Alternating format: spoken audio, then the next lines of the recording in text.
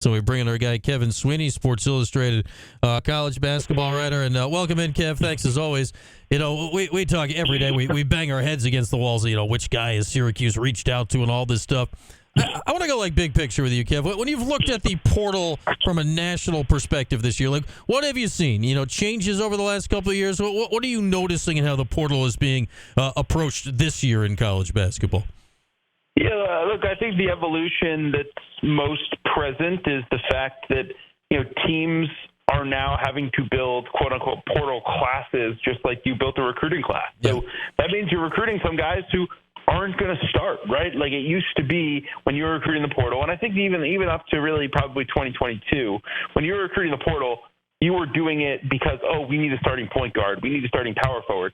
Now, I need 7 guys, and I need guys who are going to start. I need guys who can be role players. I need guys who can, quite frankly, not play very much, but not cost that much for my budget, right? So I think that's a big deal. I think the NIL portal collision has been a big deal, and this year, more than ever, I think that the money involved in some of these recruitments has been bigger than some programs were planning for.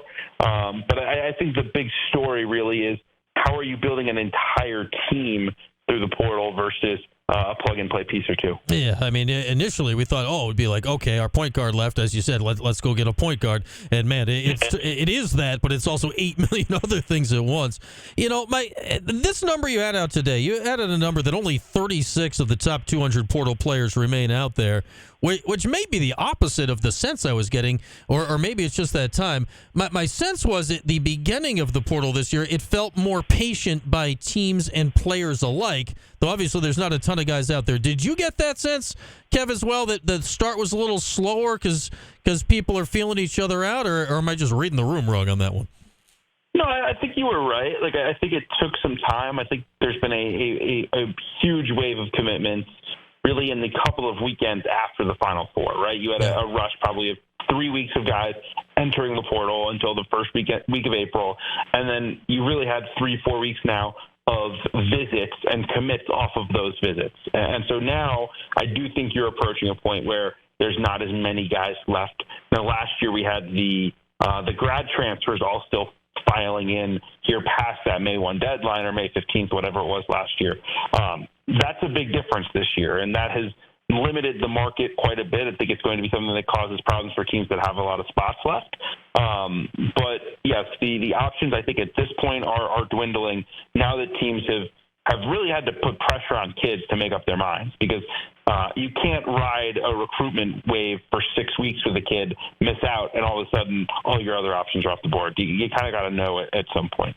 As Kevin Sweeney, a Sports Illustrated college basketball writer, is with us. Last week, so the portal closed, May 1st, locked the door for entrance. And we heard that day or the next day, whatever it was, and this is just one case, but, Syracuse's Chris Bell, announced that day, hey, I'm coming back next year, where we'd all kind of stopped thinking about that a month earlier. How much have you noticed so far in this year of even players that do come back, to that last minute, they're at least a little bit keeping their options open just because so much changes day in and day out these days?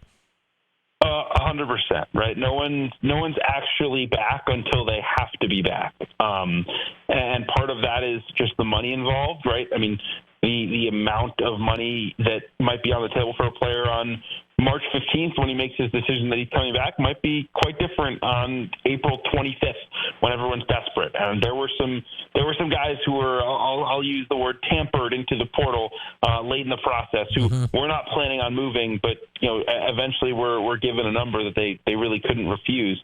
And now I think the transition we have, we're now seeing schools circle back on kids who've already committed elsewhere and try to tempt them with money. So now that we're past May 1st, kids can't go in anymore.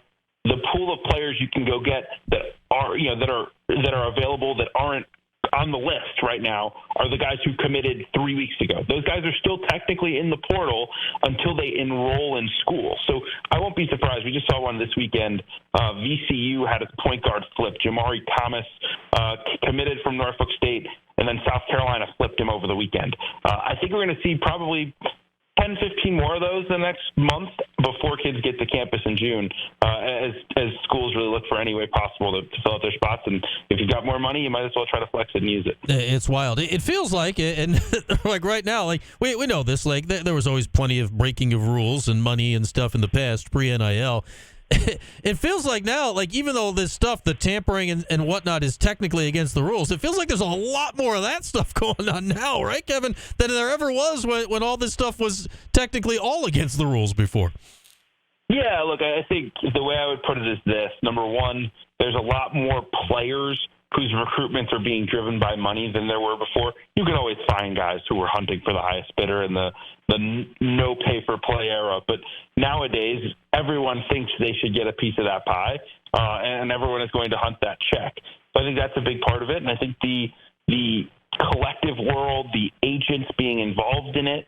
So instead of just it's your uncle, it's your AAU coach that's running your recruitment, now it's an agent who's trying to maximize his bottom line, right? There's just a lot of cooks in the kitchen right now, and that's causing a lot of the chaos. And I think when you talk to college basketball coaches and really people around the game, what they want is just a little bit more stability, not even necessarily year over year, but day to day, week to week, month to month that they're dealing with their rosters right now. Yeah, when you look at that big picture stuff, and we're starting to see, I saw somebody out there that they're basically trying to propose like unionization without the players being employees. I don't even know how that would remotely work to collective bargaining it. Like, is this something that has to happen at some point to have some control over this, or is the cat so far out the bag now that there's never going to be a chance to get a control over this thing? I think some steps have to be taken like that. I think collective bargaining is a strong weapon to do that, because right now, the reason it's so chaotic is that every time someone tries to enforce a rule, the NCAA gets sued and loses, because they're basically being told you don't have the right to tell people what they can do without agreeing collectively to this action, right? So if we got to a point where you could say we're going to agree with all of the players that exist in college basketball that you can only transfer once, or you can only take NIL money at X point, right? Like all those things, that starts to clarify the process. But right now, there's no real rules enforcement. It's very toothless at the moment. So I think that's the big thing. Again, I do think that it's going to be hard to organize this moving forward, because there's a lot of people that have made a lot of money off of this who are going to want to keep making money off this. All the people running NIL collectives are not going to want to magically stop doing their job if schools can all of a sudden pay kids. But I do think that a necessary step would be more in-house control on the school side. Yeah, that would certainly go a long way to something like this, because it's the Wild West right now, and it changes day to day. What is the legit money you're hearing out there in NIL? There was a report by Joe Tipton yesterday that Cliff Amore, the former Rutgers center, went to Bama. It took less than $2 million to go there. He got offered $2 million by an unnamed school and took whatever less is to go to Bama. What are the kind of numbers you're hearing out there, Kevin? What the top guys in the portal are legit reeling in this year? Yeah, I'm a huge fan of Tipton. He's a good friend. I'm skeptical of that $2 million number. Not skeptical that someone told him it, just skeptical that it was actually real. Mm-hmm.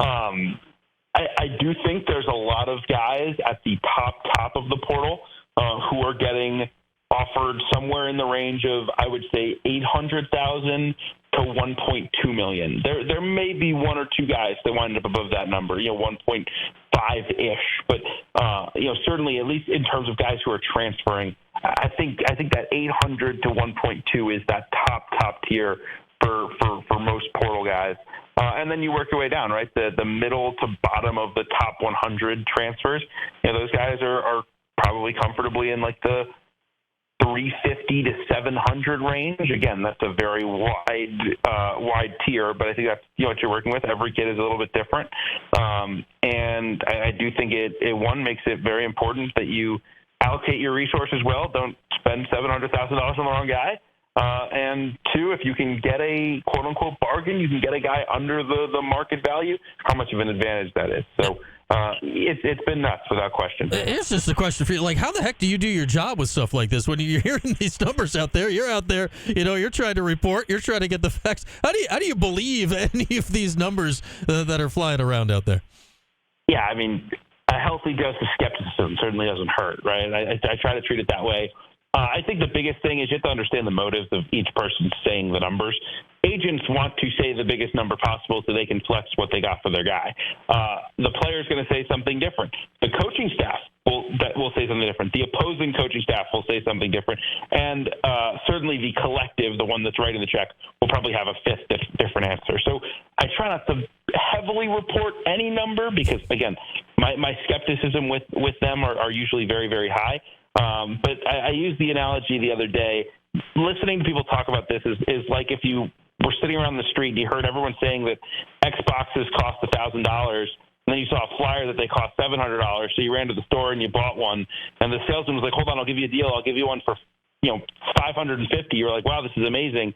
And then you went home and you Googled it and you found out that Xboxes actually cost $400. Like, there's a lot of cases where guys think they're getting a great deal on a player and they're flexing how great that offer was, but they really overpaid the market, and the market has just gotten so overblown by people puffing their chests out that it's hard to really know what's real and what's not. Yeah, I feel like, honestly, like over the years of, there's stories or whatever, this one story of like how much these guys are getting paid, I feel I know less about than maybe anything in recorded history, or believe less about it anyway out there. So we got Kevin Sweeney from Sports Illustrated with us. We're talking portal. I want to bring up one guy to you because he is, if not the top, close to on most of the remaining lists out there, and that's former Syracuse and soon-to-be former Seton Hall player in Kadari Richmond. Are you hearing anything where he might land? I know St. John's is hot and heavy. He's had a lot of conversations with a lot of big-time teams out there.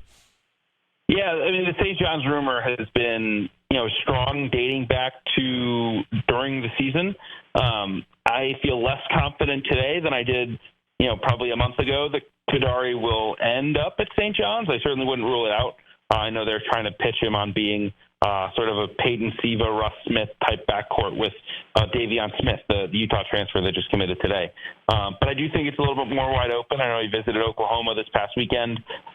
Would not be surprised to see other schools, especially those in the SEC, Big 12, and top of the Big 10 that have substantial NIL war chests to take a big old swing at him and see what the deal is. Again, I'm not convinced this is just a highest bidder recruitment, but I do think the barrier to entry is going to be quite high, and it's going to take a pretty substantial offer to get your foot in the door with him. It's fascinating to watch as we watch. We don't know how close we're watching out in Syracuse. We've heard they've talked, but who the heck knows what that means anymore? They actually know each other, so they're allowed to talk to each other from back in the day.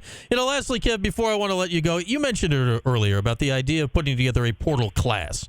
Like UConn, I mean, they have done everything right here the last 2 years, including actually have depth. Nobody has depth anymore because your depth all leaves to go play somewhere else. How is UConn doing this in ways that nobody else seems to do when they show up to the tournament with like an actual real rotation here the last few years, and nobody else seems to have one anymore? Yeah, look, I think the idea of being truth tellers in recruiting is something that Dan Hurley and Matt Painter at Purdue both talk about quite a lot. It was interesting to hear both of their perspectives at the Final Four this past year. But I think there's a common thread of, like, they are not blowing smoke up people's butts. Like, they are not telling people how great they are and telling them how they're going to be a starter and a star as a freshman. Like, they bring in a kid like Jalen Stewart and Solo Ball and Jaden Ross, who were freshmen on this past year's UConn team, and they say, look, it's going to be hard for you to get on the floor right away. We're going to pour into you in the gym. You are going to get better, and you are going to be useful players for us down the line. We are going to make you an NBA player. And they have the proof of concept now with whether it's Jordan Hawkins or Andre Jackson or Adama Sanogo, this year's group with Klingon, right? Like, they've had guys consistently get better in their program. And then they've been able to supplement that with useful portal additions who didn't have to be stars in a lot of cases, whether it's Joey Calcaterra 2 years ago, Hassan Diarra this past year. So, I give Hurley a lot of credit. I think he's been able to build a culture there where guys understand that maybe they're sacrificing some minutes one year for a long-term benefit. They've shown that long-term benefit to kids, and they're buying it so far. So we'll see if that continues. But, it's quite a run they've been on, and doesn't seem like the train's slowing down anytime soon. Well, always fascinating here. The college basketball season, it used to just end, and we moved on for a while. It doesn't do that anymore. So it is fascinating times, Kev. Thanks so much, as always, and I'm sure we'll talk again soon. It never stops, man. Appreciate it. That it does not. Check him out, Kevin Sweeney on Sports Illustrated. He is at CBB _ Central on the Twitter. Yeah, there we go. So check him out on the old Twitter machine as well. All right, let's hit a break here on this hour. When we come back, we'll get Mike in here. We'll do a little 411. We'll do that next year on Q Sports Talk and ESPN Radio.